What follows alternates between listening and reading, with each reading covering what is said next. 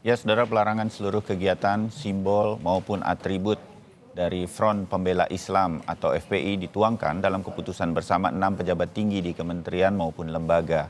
Pemerintah menganggap FPI sudah melanggar berbagai ketentuan dalam Undang-Undang Ormas. Apa dasar keputusan pembubaran FPI ini sebenarnya dan bagaimana tindak lanjut dari keputusan pemerintah atas FPI? Segera kita bahas. Bergabung secara daring para narasumber kami untuk topik ini. Pakar Hukum Tata Negara dari Universitas Gadjah Mada, Zainal Arifin Mohtar, atau biasa kami sapa dengan Mas Uceng, dan juga ada pengamat pemerintahan yang juga mantan Dirjen Otonomi Daerah di Kementerian Dalam Negeri, Profesor Joherman Syah Johan. Prof Jo, selamat pagi. Mas Uceng, selamat pagi. Bayu, ya. Selamat pagi, Mas Bayu. Ya, salam sehat. Prof Jo, kita ada kesulitan gambar, tetapi nanti begitu gambar sudah muncul, kita akan munculkan suara Prof Jo terdengar dengan baik di sini. Mas Uceng dulu, apa yang dilakukan pemerintah sudah tepat menurut Anda?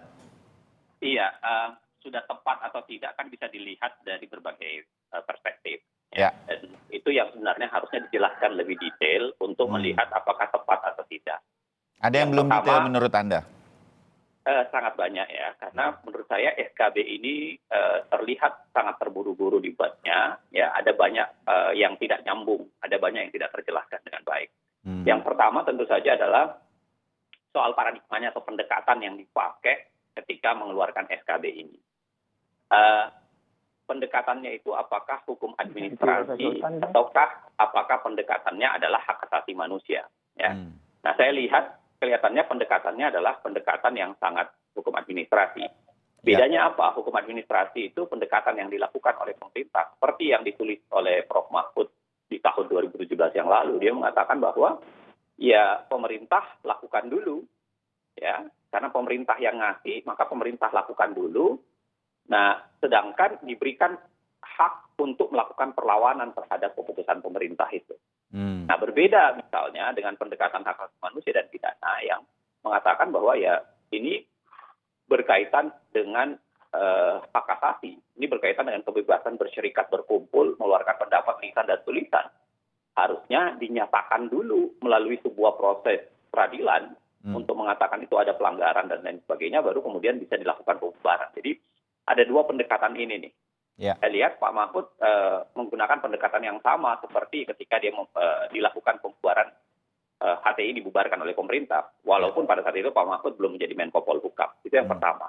Ya, sedikit. Nah, yang kedua, sebelum Mas Jeng, supaya kita sama-sama menambah wawasannya bahwa pemerintah mengatakan FPI sejak 20 Juni 2019 SKT-nya, surat keterangan terdaftarnya itu tidak lagi diurus atau sudah tidak berlaku sehingga bisa dibubarkan. Dari sisi administrasi itu Anda kurang setuju, betul?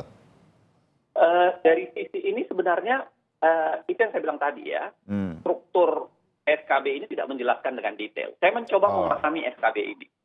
Jadi sebenarnya dibubarkannya itu bukan karena secara de jure dia sudah kehilangannya. Bukan itu sebenarnya, walaupun itu tertulis di Diktum 1. Yeah. Pokoknya itu ada di Diktum 2. Karena dia mengatakan bahwa tidak terdaftar pun, tapi FPI tetap melakukan pelanggaran-pelanggaran hukum.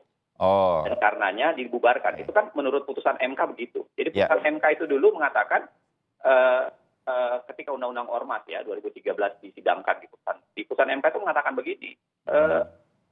Organisasi atau perkumpulan yang tidak punya SKT itu bukan berarti bisa dibubarkan. Tetap mereka bisa berkumpul. Kecuali kalau mereka melakukan pelanggaran hukum dan lain-lain sebagainya. Makanya bisa dibubarkan. Ya, saya menduganya pemerintah mau melakukan logika ini. Cuma ya itu tadi disusunnya tidak tahu kenapa ya bahasanya Diktum 1 dan Diktum 2 itu kelihatan tidak terlalu nyambung sehingga tidak terjelaskan dengan baik. Dan saya lihat banyak yang salah duga di situ. Seakan-akan dibubarkan karena SKT-nya kehabisan waktu gitu. Ini.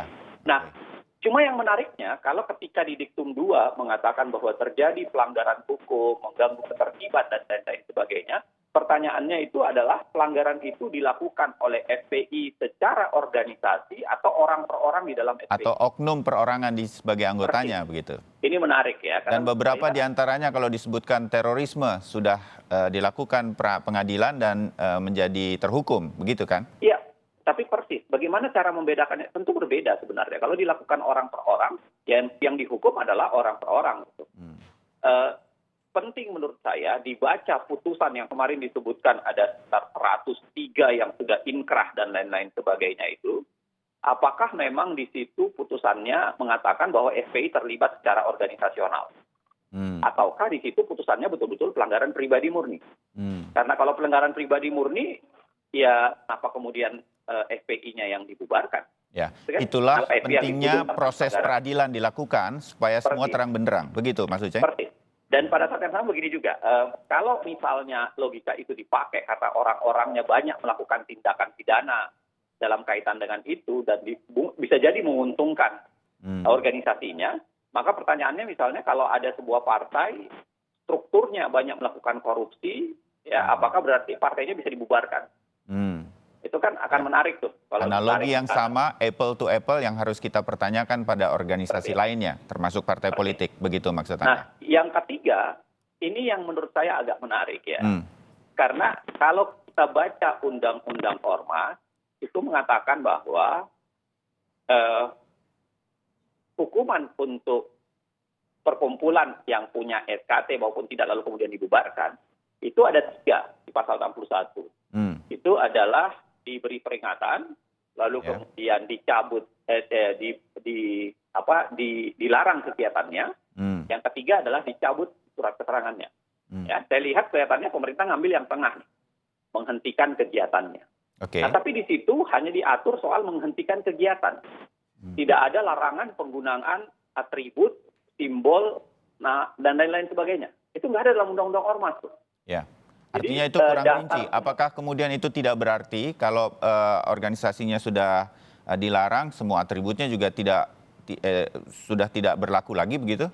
Nggak bisa begitu? Ya, karena tidak ada larangan penggunaan itu. Yang ada dalam undang-undang ormas itu adalah penghentian kegiatan. Titik. Ya, jadi nggak ada. Sedangkan kalau rincinya. di SKB ini mengatakan penghentian kegiatan, larangan penggunaan simbol, larangan penggunaan. Yang itu hanya ada di undang-undang terorisme. Nah, pertanyaannya menarik nih, apakah berarti FPI dituduh sebagai bagian dari terorisme? Ya. Tapi kalau itu ada, maka harusnya SKB ini mencantumkan undang-undang terorisme. Kalau tidak ada dalam SKB ini, pembacaan saya tidak ada kaitan dengan undang-undang terorisme.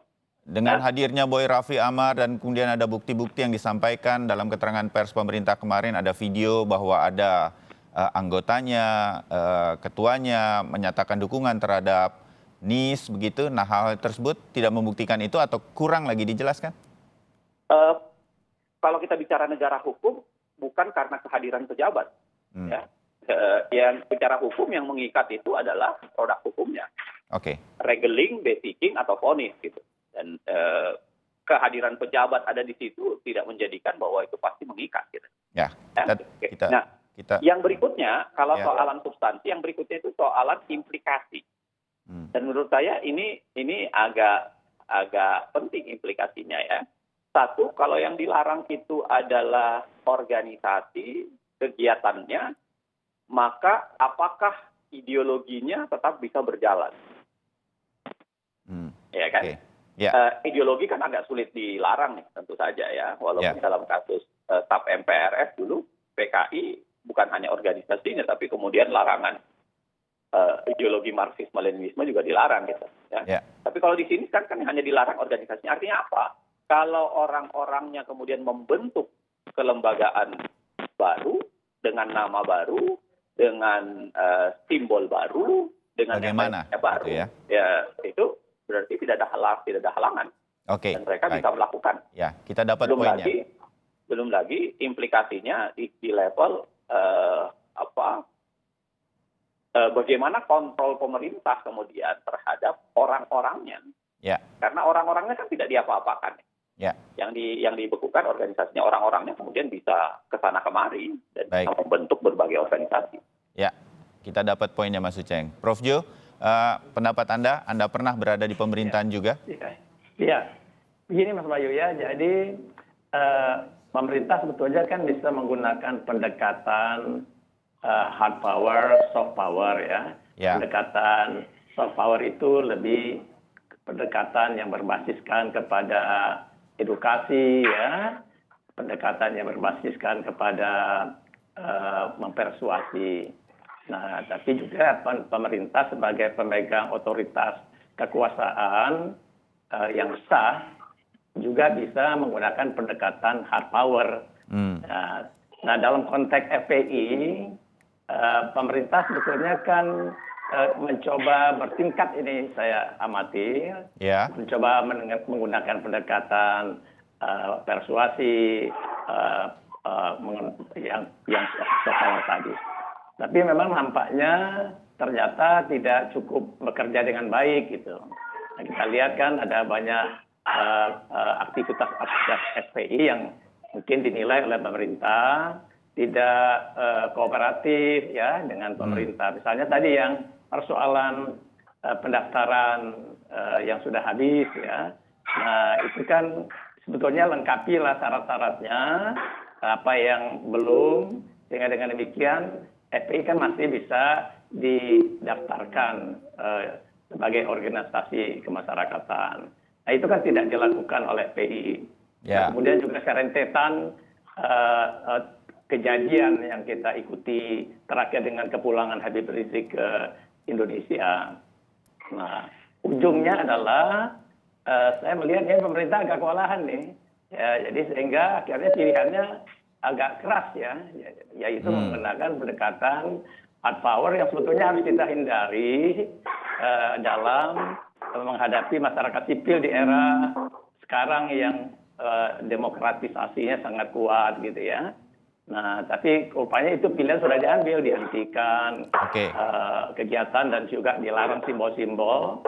Nah, sehingga sebetulnya kalau itu dilakukan sebagai organisasi, FPI kan tidak bisa berjalan lagi karena organisasi itu satu pemimpin, yang kedua wadah lembaga, pemimpinnya tidak ada, ya sedang dalam proses hukum, kemudian lembaganya juga tidak ada lagi dinyatakan tidak boleh melakukan kegiatan. Nah, demikian FPI sebetulnya katakanlah tanda petik itu sudah bisa dianggap oleh pihak pemerintah berakhir lah begitu ya. Begitu Mas Bayu. Baik, ya. Kita juga dapat poinnya dari Prof. Jo. Setelah ini FPI akan menggugatnya ke PT UN apa yang kemudian terjadi dengan organisasi FPI. Saya akan mintakan pendapat dari Prof. Jo dan juga Mas Uceng mengenai ini. Usai jeda, kami segera kembali.